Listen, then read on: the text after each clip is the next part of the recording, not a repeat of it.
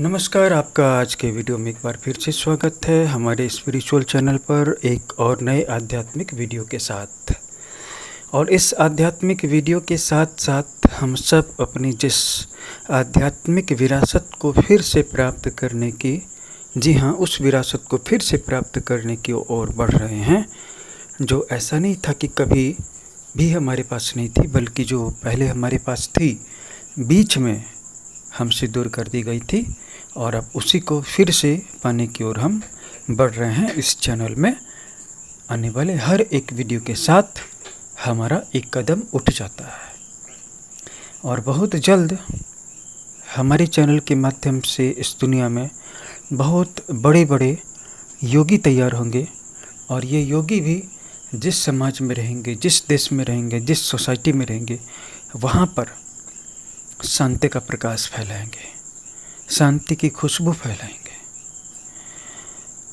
हमारा ध्यान का कोर्स, जिसको कि आप ज्वाइन करके अपनी व्यक्तिगत आध्यात्मिक उन्नति भी सुनिश्चित कर सकते हैं, और इसके साथ साथ विश्व के चेतना के स्तर को भी, ऊर्जा के स्तर को भी बढ़ाने में, इजाफा करने में भी सहयोग दे सकते हैं। चलिए अब आज के वीडियो को शुरू करते हैं। जीवन की सबसे बड़ी शुरुआत अपने अंदर से होती है। कोई भी शुरुआत जो किसी के कहने से हो रही है, किसी दूसरे व्यक्ति की याद दिलाने से हो रही है, वो ज़बरदस्ती की हो रही है, वो बाहरी है, वो ओढ़ी हुई है। जीवन की वास्तविक शुरुआत तब होती है जब आप खुद से चलना शुरू कर देते हैं, बिना किसी के कहे, बिना किसी के याद दिलाए। हमें से अधिकांश लोग सोए हुए हैं, जिसकी वजह से उनको कहने की ज़रूरत पड़ती है। और ये जो कहना है, ये एक तरह से व्यर्थ है, क्योंकि जैसे एक दिए में बाहर से तेल डाला जाए, बाहर से आप तेल डाल दीजिए, कितनी देर जलेगा? थोड़ी देर जलेगा, फिर बुझ जाएगा। ठीक इसी तरह से जब तक कि दिए में अपने से अंदर से जलने की क्षमता विकसित नहीं हो जाए, तब तक दिया जलेगा तो कोई जलाने वाला तो होगा, लेकिन फिर बुझ भी जाएगा। जो बच्चे खुद से ही मन लगा करके पढ़ते हैं, वो सदैव प्रगति के पथ पर अग्रसर रहते हैं। और जो बच्चे अभिभावकों के कहने पर पढ़ते हैं, वो आप खुद ही सोच सकते हैं कि पढ़ाई के क्षेत्र में कम से कम कितना आगे बढ़ सकते हैं। इसी तरह से जो हमारी आध्यात्मिक विरासत है, ऐसा नहीं है कि आपके अंदर में आध्यात्मिक ज्ञान, ऊर्जा, मुक्ति और एनलाइटनमेंट आपके पास नहीं थी। आपके अंदर में जो आध्यात्मिक ज्ञान है, स्पिरिचुअल सेल्फ नॉलेज है, ये ऑलरेडी थी। ऐसा भी नहीं कि इसकी डिस्कवरी हुई है, ये ऑलरेडी थी। हाँ, हमारी बुद्धि पर बहुत सारे पर्दे पड़े हुए हैं, और ये पर्दे जो हैं इस दुनिया में आने के बाद पड़ गए। बहुत तरह के लोगों के साथ रहने के कारण पड़ गए, क्योंकि बहुत सारे लोग जो हैं अभी एनलाइटनमेंट के पथ पर नहीं जाएंगे, ये पक्का है। तो उनकी ऊर्जा के साथ हमारी ऊर्जा मिल गई, तो आपकी ऊर्जा भी ठहर गई, और आपकी बुद्धि पर उनकी एनर्जी का पर्दा पड़ गया। आप एक तरह से निश्चिंत हो गए, रिलैक्स हो गए। अगर आप वाकई में देखेंगे कि आपकी ज़िंदगी में भी कितना समय बचा है, तो आपकी स्थिति एकदम से बस इतना समय बचा है मेरे पास, इस तरह से हो जाएगी। आप रोने लगेंगे। जितना बचा भी है, इसमें से कितना समय आपका सोने में निकल जाएगा, कितना नहाने में चला जाएगा, कितना खाने पीने में चला जाएगा, कितना तैयार होने में चला जाएगा। आपके पास समय असल में बचा कहाँ है? और जो बचा भी है, उसमें आप कर क्या पाएंगे, कर क्या रहे हैं? क्यों नहीं कर रहे हैं? क्यों नहीं कर पाएंगे? क्योंकि जो जागृति है वो मोमेंटरी है। मेरे वीडियोस को देख करके, किसी भी स्पिरिचुअल टीचर के स्पिरिचुअल वीडियो को, डिस्कोर्स को, ऑडियो को सुन करके, पुस्तकों को पढ़ करके थोड़ी देर के लिए जागृति आती है, फिर चली जाती है। नेचर आपको जागृति नहीं देगी। मैंने पिछले वीडियो में बताया था कि भगवान श्री कृष्ण ने कहा कि सारे भाव मुझसे ही होते हैं, सात्विक भाव भी मुझसे होते हैं, राजस भाव भी मुझसे ही होते हैं और तामस भाव भी मुझसे ही होते हैं। तो आप ये तो मान सकते हैं कि जो अच्छे भाव है वो शायद प्रभु की कृपा से होतेंगे, लेकिन राजस भाव कि मुझे कर्म करना चाहिए, मुझे आगे बढ़ना चाहिए, मुझे अपने गोल को अचीव करना चाहिए, राजस भाव और तामस भाव जैसे क्रोध का, लोभ का वगैरह का, ये सारे भाव असल में प्रभु से ही होते हैं। लेकिन प्रभु के अंदर से इनकी वाइब्रेशन उठती है, वो करते नहीं हैं, करते हुए भी नहीं करते हैं और नहीं करते हुए भी हो जाता है। तो ये सारे जो वाइब्रेशंस हैं उठते हैं, बस साधारण लोग जो सोए हुए लोग हैं इन वाइब्रेशन में बह जाते हैं। जैसे आपको लगता है आपको गुस्सा आ रहा है, उसी समय बहुत सारे लोगों को गुस्सा आ रहा है, आपके पड़ोस में, आपके रिश्तेदारों में, पूरी दुनिया में, पूरी धरती पे उस समय क्रोध की एक लहर, तामस गुण की, तमोगुण की एक लहर उठ रही है। फिर कभी आपको बहुत दया आती है, लगता है सबको क्षमा कर दें, सब तो अपने ही हैं, मैंने बेकार में उसको इतना कह दिया, मैंने बेकार में उसके साथ बुरा व्यवहार किया। आप प्रायश्चित करते हैं, पश्चाताप करते हैं वगैरह वगैरह। ये आपसे नहीं हो रहा है, ये प्रभु ने उठाया है। प्रभु के अंदर से उठता है, सृष्टि में सारे विचार खुद उठते हैं, जिसमें से कि जो हायर डायमेंशंस हैं, हायर लोकाज हैं, भुवः सुवः महः, जिसमें पृथ्वी भी शामिल है, यहाँ पे डिवाइन विचार ज़्यादा हैं। और नीचे के जो लोग हैं जैसे अतल, सुतल, वितल, रसातल, यहाँ पर कॉन्फ्लिक्ट ज़्यादा है, ईगो क्लैश ज़्यादा है, कॉन्स्पिरेसी ज़्यादा है, अपोजिशन ज़्यादा है। तो आप ये नहीं कह सकते कि ये विचार आपके अंदर से उठे, और आप ये भी नहीं कह सकते कि मैंने नहीं किया, क्योंकि जब आप सोए हुए हैं तो इन विचारों में बह जाएंगे। जैसे एक पत्ता सड़क पे पड़ा है, हवा इधर से आएगी तो पत्ता इधर बह जाएगा, हवा इधर से आएगी तो पत्ता इधर बह जाएगा। पत्ता ये नहीं कह सकता कि मैं नहीं बहा, मैं नहीं उड़ा, लेकिन पत्ता ये भी नहीं कह सकता कि मैं खुद उड़ा, उसको उड़ाने वाली हवा थी। लेकिन सवाल उठता है कि जब प्रकृति में इतनी बलवान लहरें उठती रहती हैं और हमें ज़रूरत है कि हम बस शांत होकर के देखें कि हम तो उससे अलग थे, तो इस तरह की शांत अवस्था कैसे प्राप्त होगी, इसी पर हमने पिछले वीडियो में भी चर्चा की थी। और आज मैं आपको बहुत ही पोलाइटली, बहुत ही हम्बली ये याद दिला रहा हूँ, रिमाइंड करवा रहा हूँ कि जब तक अंदर में कोई जागृति नहीं आती है, तब तक बाहर से किसी भी तरह का प्रयास करने से, बाहर का कोई व्यक्ति किसी भी तरह का प्रयास करे आपके साथ, तो वो जागृति टेम्पोररी होगी, क्षणस्थायी होगी। जैसे एक दिए को आप ऊपर से तेल डाल करके जला दीजिए, जलता रहेगा, फिर बुझने की कगार पर आएगा, फिर आप तेल डाल देंगे। अब आप कहेंगे कि गुरुजी कोई भी दिया अंदर से कहाँ से जलता है, उसमें तो हमेशा बाहर से ही तेल डालना पड़ता है। बात आपकी 100% राइट है, लेकिन आदमी अंदर से जाग सकता है, इससे तो आप भी इनकार नहीं करेंगे। बाहर से जगाने की ज़रूरत नहीं है, लेकिन बहुत कम, मुट्ठी भर लोग जागेंगे। मेरा ये चैनल उसी दिशा में एक छोटा सा नन्हा सा प्रयास है। बाकी प्रकृति बहुत विशाल है, प्रकृति का अपना एक उद्देश्य है और वो प्रत्येक व्यक्ति का इस्तेमाल भी कर रही है। और प्रकृति को भी हम माता कहते हैं, क्योंकि वो माता ही है, बस अपरा है। और जो परा विद्या है, परा प्रकृति है, वो चिन्मयी महामाया है, जिसे कि आप कभी दुर्गा भी कह सकते हैं, कभी लक्ष्मी भी कह सकते हैं, कभी महाकाली भी कह सकते हैं और कभी सरस्वती भी कह सकते हैं, या फिर कोई और नाम दे सकते हैं। लेकिन सिर्फ नाम दे देने से भी कुछ नहीं हो जाएगा जब तक उस नाम के पीछे प्रेम नहीं हो, उस नाम के पीछे पुकार नहीं हो, उस नाम के पीछे सरेंडर, समर्पण नहीं हो। जैसे मैं कहता हूँ दुर्गा दुर्गा दुर्गा, और एक होता है दुर्गा, तो ये जो एक पुकार है, ये जब तक नाम बोलने के पीछे भाव नहीं है हृदय में, तो दुर्गा दुर्गा दुर्गा, काली काली काली, ये एक तरह से तो दिन रात हम कुछ न कुछ बोल ही रहे हैं।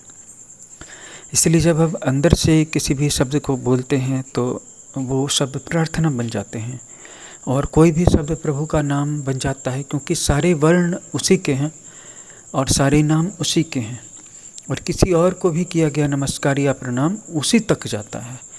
सर्वदेव नमस्कारम केशवम प्रतिगच्छति। तो यहाँ केशव का मतलब है ऑल माइटी ब्रह्म। केशव से आप ये भी समझ सकते हैं जो नंद का लाल था या देवकी का पुत्र था, वृंदावन का कन्हैया था, आप वो भी समझ सकते हैं, या फिर आप मथुरा के श्री कृष्ण को भी समझ सकते हैं, या फिर आप गीतावाचक है ना महाभारत के नायक श्री कृष्ण को भी समझ सकते हैं, जो एक बहुत बड़े राजा थे और युग के नायक थे, युगांधर थे। लेकिन उनके पीछे जो अवतार है, कृष्ण के अंदर में छिपे हुए जो नारायण हैं, जो विष्णु हैं, और विष्णु के पीछे छिपा हुआ जो अनंत त्रिगुणात्मक ब्रह्म विष्णु महेश्वरम पार ब्रह्म है, शुद्ध ब्रह्म है, ब्रह्म वस्तु है, वो तो दिखाई नहीं पड़ेगा। और जब आप कृष्ण को पुकारते हैं कि कृष्ण कृष्ण हे कृष्ण, तो उसके पीछे जब तक आप उस ब्रह्म को नहीं दिख रहे हैं कि आप ब्रह्म को ही तो पुकार रहे हैं, नहीं भी पुकार रहे हैं तो भी आपके शब्द ब्रह्म तक ही जा रहे हैं, क्योंकि ब्रह्म जो है परम शून्य है, विराट शून्य है। और सारे पुकार, सारी पुकारें, सारी प्रार्थनाएं, चाहे शब्दों में की गई हों, चाहे निश्वास भर करके की गई हों, जान करके की गई हों या अनजान होकर के निकली हों, जाती तो उसी परम महाशून्य की तरफ है जिसे हम ब्रह्म कहते हैं। कृष्ण उसका जरिया बन सकते हैं, राम उनका जरिया बन सकते हैं, बजरंग बली उनका जरिया बन सकते हैं, देवाधिदेव महादेव उनका जरिया बन सकते हैं, माँ जगत जननी दुर्गा उनका जरिया बन सकती हैं, लेकिन जाते तो उसी परम महाशून्य की ओर हैं। तो अगर आप कहते हैं दुर्गा दुर्गा और जानते नहीं हैं कि दुर्गा के पीछे कौन सी शक्ति है, तो ये आपके लिए उतना अच्छा नहीं होता है, क्योंकि एक तरह से आप अपने रिलीजन में पैदा हुए, एक हिंदू धर्म में पैदा हुआ, एक ईसाई धर्म में पैदा हुआ, उसी धर्म में मर गया, लेकिन ये जान नहीं पाया कि दुर्गा के पीछे कौन थी या क्राइस्ट के पीछे कौन थे, जीसस के पीछे कौन था, कभी नहीं जान पाएंगे।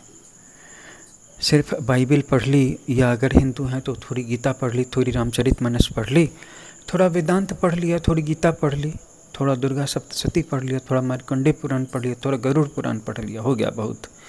जान नहीं पाए कि दुर्गा के पीछे कौन है, काली है कौन, या काली के पीछे कौन है, काली के आगे कौन है, काली के साथ कौन है, कभी जानने की कोशिश नहीं की। सगुन के पचड़ों में न भी पढ़ते, कम से कम निर्गुण को जान लेते, एक बूंद समझने की कोशिश की होती, क्योंकि उसका एक बूंद तुम्हारे जीवन के भी बराबर नहीं है, उसका एक बूंद शायद तुम्हारे जीवन के बराबर हो। हम जब भी कोई जप करते हैं पहुंचता तो उसी तक है। अगर हम इंद्र, प्राक वैदिक इतिहास काल में देख लीजिए, वैदिक काल में कि इंद्र की उपासना थी, वरुण, इंद्र, अग्नि, वायु, कुबेर, इन सारे देवी देवताओं की उपासना की प्रधानता थी, और तो भी उनकी उपासना उनके माध्यम से ब्रह्म तक जाती थी। आज भी अगर आप शिव उपासना करते हैं या शक्ति उपासना करते हैं या रामोपासना करते हैं, तो ये उपासना जाती कहाँ है? ये जो मैं शब्द बोल रहा हूँ, मैं बोला, आपने सुना, अब मैं चुप हो जाता हूँ।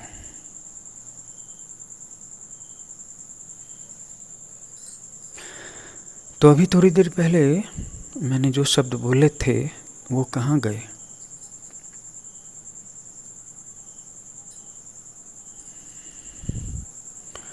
उसी परम महाशून्य में विलीन हो गए।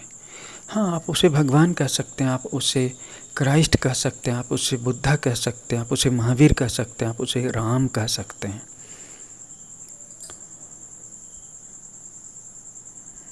उनके पीछे भी तो शून्य था। भगवान महावीर ने किसका ध्यान किया? भगवान गौतम बुद्ध ने किसका ध्यान किया? शिव जी किसका ध्यान करते रहते हैं आंखें बंद करके, समाधि लगा करके? भगवान विष्णु आंखें बंद करके, क्या वो सोते हैं? क्या उनको नींद लगती है? योग निद्रा में किसका ध्यान होता होगा?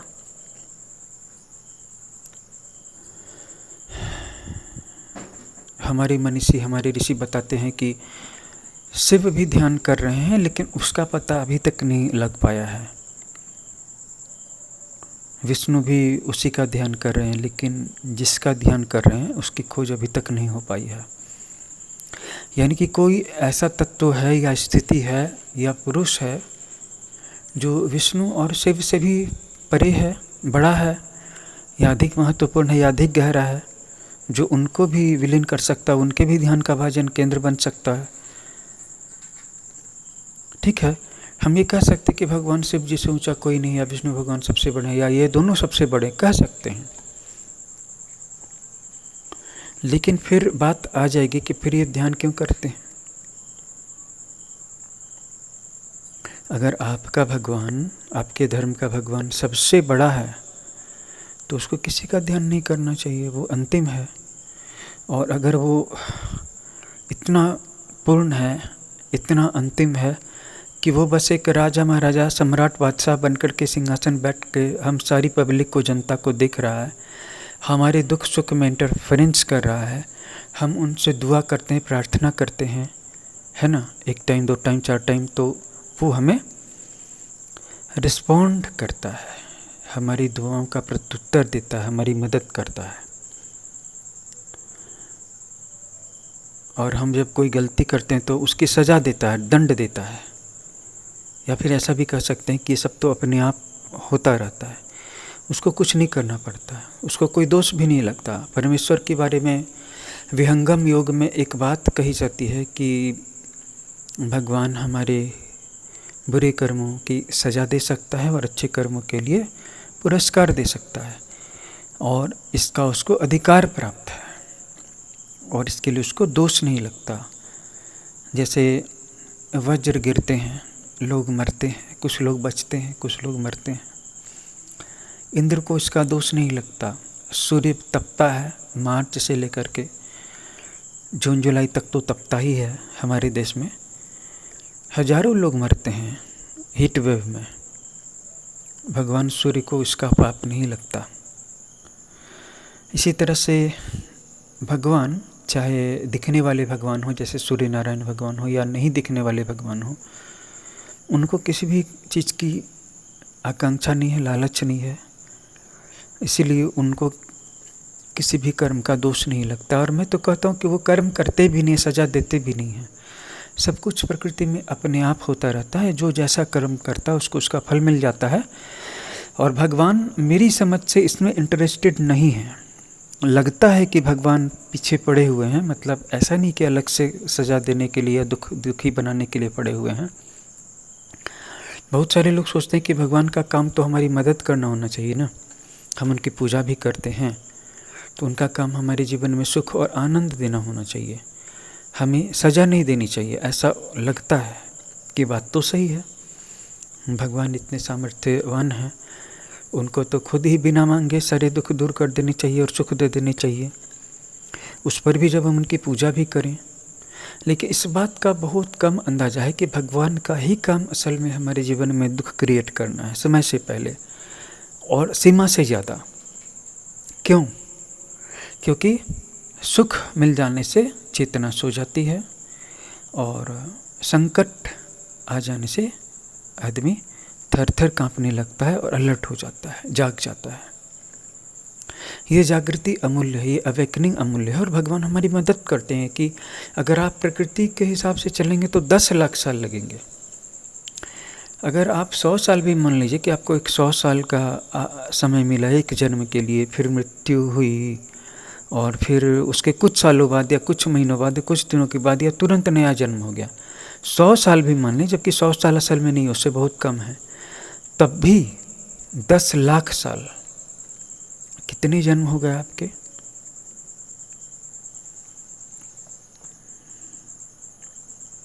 दस 10,000 जन्म हो गया। 10,000 बार जन्म लेना और मरना। अगर आपके जीवन में अवेकनिंग हो जाती है तो आप 1 जन्म में, 3 जन्म में या 7 जन्म में आपकी मुक्ति हो जाती है। अगर शेड्यूल्ड है कि नहीं आपकी जन्म और मृत्यु की जो प्रक्रिया है, संसरण जिसे कहते हैं, संसार चक्र, 11 जन्म या 10 जन्म और चलेगी तो वही सही, या 50 जन्म और चलेगी, या 25 या 20 जन्म और चलेंगे तो वही सही। लेकिन अगर जीवन में भगवान की कृपा से संकट आता है तो आप जागते हैं, तो आप 1 जन्म में भी मुक्त हो सकते हैं, आप 1 वर्ष में भी मुक्त हो सकते हैं, आप 1 दिन में भी मुक्त हो सकते हैं। मैं इसे हाइपर अवेकनिंग सिनेरियो कहता हूँ। ये कृपा योग की भाषा में शक्तिपात कहलाती है। भगवान की ओर से आप पर शक्तिपात होता है, ग्रेस जिसे कहते हैं इंग्लिश में। शक्तिपात का अंग्रेजी अनुवाद स्पार्क नहीं है, ट्रांजैक्शन ऑफ पावर या ट्रांसफरेंस ऑफ पावर नहीं है, एनर्जी फॉल नहीं है, एनर्जी ट्रांसफ़र नहीं है, ग्रेस है। हम लोग जब हमारे ध्यान के कोर्सेस में लोग ध्यान की एक निश्चित अवस्था को प्राप्त कर लेते हैं तो मुझसे शक्तिपात भी प्राप्त करते हैं। शक्तिपात जब हम किसी की आज्ञा चक्र पर अंगूठा लगा करके उसकी कुंडलिनी का जागरण करते हैं, इसके पहले आप ध्यान के कुछ स्टेप्स पार करने पड़ते हैं।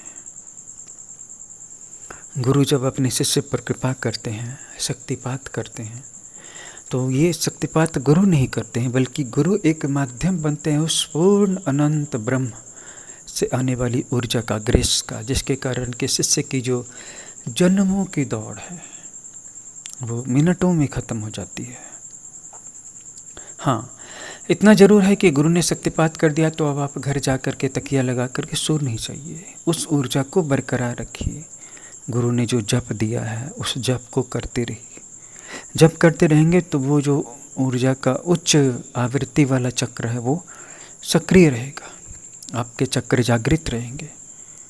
गुरु ने जो बताया है जिस मंत्र का जप करने, आप उसको करते रहिए।